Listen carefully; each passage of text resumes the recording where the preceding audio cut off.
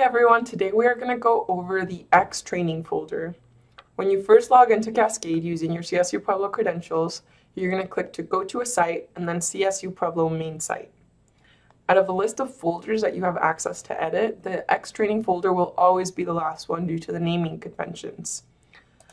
Now, I'm going to click on the index page, and while that loads, I'll share that essentially everything that you find in this folder should have helpful information for you as web editors. And this folder is only accessible internally, so it does not actually represent a published page on the CSU Pueblo website, just accessible through Cascade. In the X training folder index page, you're going to have a little description of what you can find inside, but the main thing I want to point out are these 3 links at the bottom. The first link is a link to our web style standards and best practices guide. It's the guide that holds templates and visual examples and image sizes and all of the key content that you need to know as a web editor. And it's everything that we make sure every web editor abides by. So there's that important link. And then you also have a link to the library of videos, such as the one you're watching. You can find that in here, and you can also find that in our web development website. Then the last link is the link to the slide deck for basic editor training, the one that you all went to. So you can find the deck there if it's helpful as far as any notes that you took that day. Now, the examples folder, this one right here on the left-hand side, you can click either way, depends on your editing style.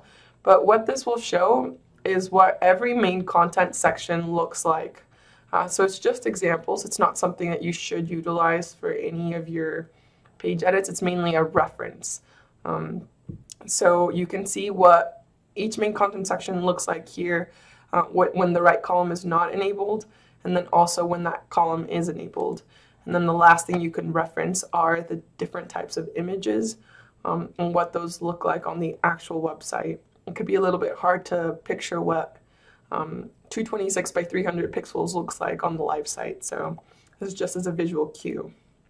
And then the last thing are these templates to copy. So some of you have said that you've come across a website and you really like the layout. So this just shows different layouts that we've used across CSU Pueblo, and we put these here so that you have the ability to copy them into your own folders. The last thing are the widgets. I think this is going to be a really popular area. So this is just going to show you what the different widgets look like that you can also copy into your page.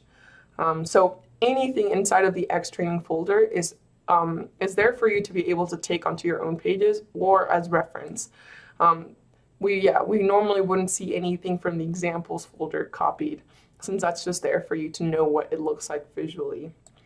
And then you also have all of the placeholder images that were available before in the image repository. They're now available here for you to also use across your pages if you're waiting for an image to be taken to upload.